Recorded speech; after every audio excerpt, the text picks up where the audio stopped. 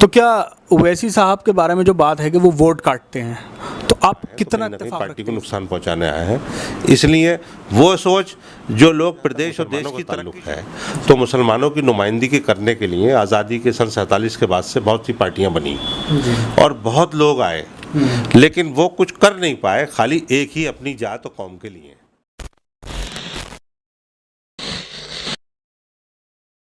मैं कुछ नाम लूँगा और वो नाम सुनकर आपके जहन में क्या आता है आप मुझे थोड़ा सा बताएंगे।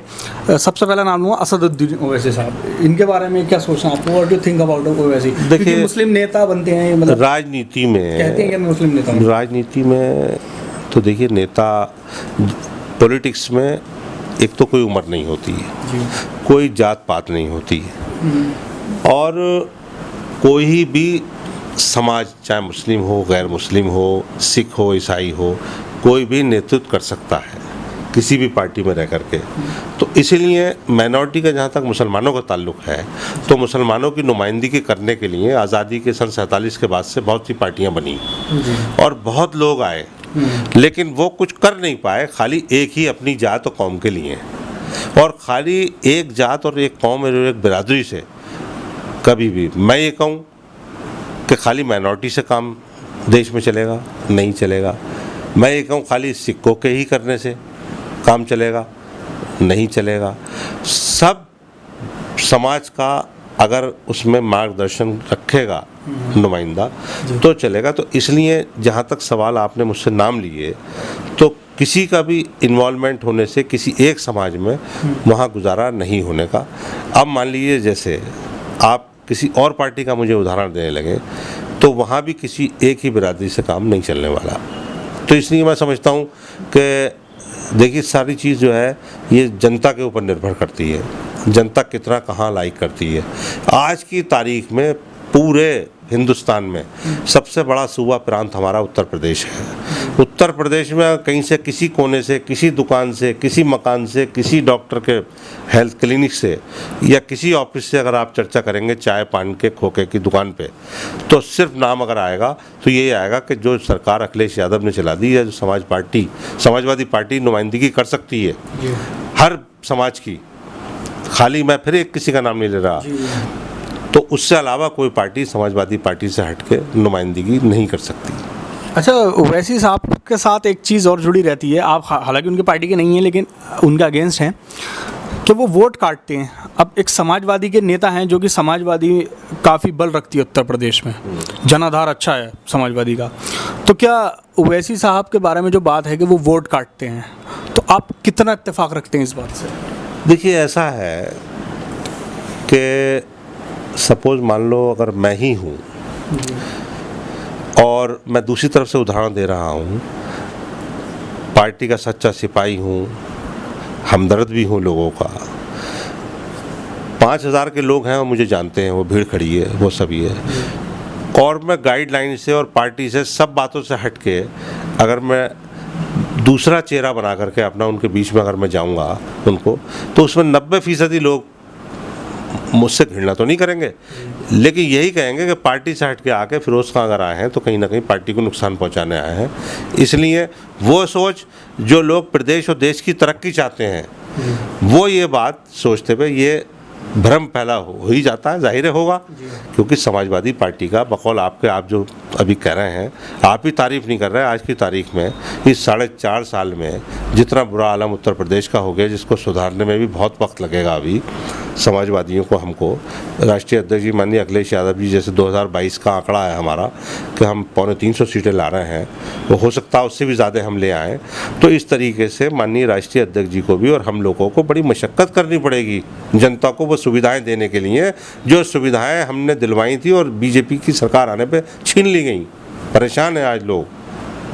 तो इसलिए कहीं ना कहीं आके ये भ्रम तो फैलता ही है, मैं मानता हूँ।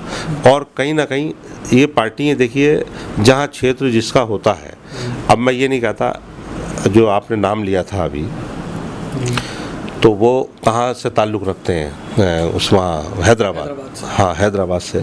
तो सबका अपना अपना जनाधार और अपना पार्टियों का वहाँ है। तो जहाँ समाजवादी पार्टी है तो यहाँ तो बड़ी बड़ी अच्छी पार्टियाँ और भी 2-3 पार्टियाँ हैं, अब मैं नाम कह लूँ तो वही लोग नहीं टिक पाए, आपने देखा होगा, क्योंकि जनता ने उन्हें एक्सेप्ट नहीं किया। तो जो काम करेगा जनता के बीच में रहेगा, जनता का हितैषी होगा, जिसने हर घर में किसी बच्ची के नाम पे चाहे 30,000 रुपया दिया हो, साइकिल पहुंचाई हो, कन्या विद्याधन दिया हो, सिलाई मशीन दी हो, किसी को कुछ ना कुछ लैपटॉप दिया हो, जो आज तक एक छप्पड़ में रहने वाला बेचारा रिक्शा चलाने वाला आदमी, कई लोग मेरे ऐसे थे उस दौर में आए, तो उन्होंने मुझसे कहा कि क्या अध्यक्ष जी हमारी बच्ची भी पढ़ रही है इंटर पास हाई स्कूल और घर तो हमारा इस काबिल नहीं, लैपटॉप। मैंने कहा आपकी बच्ची सबसे पहले लैपटॉप चलाएगी। क्यों? बोले मेरी हैसियत तो ये थी नहीं खरीदने की, लेकिन अखिलेश यादव जी की योजना ने उस छप्पड़ में रहने वाले और उस रिक्शा चलाने वाले को, जिसकी माँ सिलाई करा करती थी बच्ची को, उसका भी सपना पूरा किया। अच्छी शादियाँ हुई, अच्छे बच्चों ने लैपटॉप चला के, आज कई लोग ऐसे हैं, कई बच्चे ऐसे हैं जो नोएडा में, दिल्ली में सर्विस करते हैं, कोविड की वजह से नहीं जा पा रहे, आज घर बैठ के उसी लैपटॉप पे वो काम ऑफिस का निपटाते हैं जो राष्ट्रीय अध्यक्ष जी का और नेताजी का फ़ोटो लगा। तो उस परिवार के दिल से पूछिए जिसको इतनी तरक्की एक छोटी सी चीज़ से मिल गई हो। तो ये लोग तो 10 साल नहीं दे पाएंगे, और 10 साल में बेड़ा गर्क करने के लिए इन्हें अगर एक मौका कहीं और मिल जाए, हालांकि अब मिलने वाला है नहीं, जनता समझ गई, तो ये पूरे इसका देश का ही नाश कर देंगे। अच्छा, चूँकि किसान आंदोलन की वजह से जाट समुदाय जो है ज़्यादातर खफा है भाजपा से पूरी तरह से, तो क्या आपको लगता है, आपका राजनीतिक तजुर्बा ये कहता है कि आरएलडी के साथ कहीं ना कहीं समाजवादी पार्टी अब कंधे से कंधा मिलाकर चलेगी? नहीं, आरएलडी से तो देखिए अब चौधरी साहब, चौधरी अजीत सिंह जी जो है हमारे बीच में नहीं रहे, वो गुजर गए, उनके बेटे जयंत चौधरी राष्ट्रीय अध्यक्ष बन गए हैं। और मैं ये मानता हूँ कि पिछली बार भी आपने देखा होगा, पिछली सरकार में भी, इसे 2007 से पहले थी, तो उस वक्त सपा और राष्ट्रीय लोकदल का गठबंधन था, और राष्ट्रीय लोकदल के कई मिनिस्टर भी सरकार में थे समाजवादी की, और अभी भी बीच में जो ये गठबंधन जितने हुए हैं उसमें राष्ट्रीय लोकदल हमारे साथ रहा है समाजवादी के। तो आगे भी ये उम्मीद की जा रही है कि राष्ट्रीय लोकदल जो है, जब चौधरी साहब के सामने से साथ में है, तो जयंत चौधरी जी भी, और जयंत चौधरी जी ने भी जितने प्रोग्राम किए हैं ये किसान आंदोलन में समर्थन में, उसमें तो हमारे राष्ट्रीय अध्यक्ष जी अखिलेश यादव जी भी साथ रहे हैं।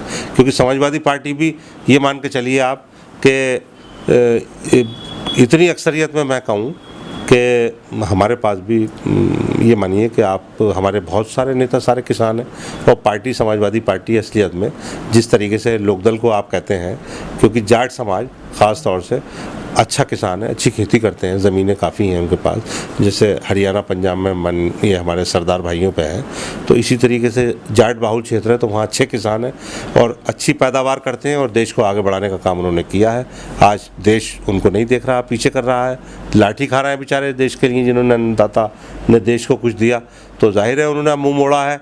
तो अब खमियाजा तो सरकार ने, जिसने आज फ़कीरी पे ला के खड़ा कर दिया जो उम्मीदें थी सरकार से, तो इससे फ़र्क तो डेफिनेटली पड़ ही गया है। आप ये ना मानिए पड़ेगा, देश इस पे, प्रदेश पे की राजनीति में फ़र्क पड़ गया है।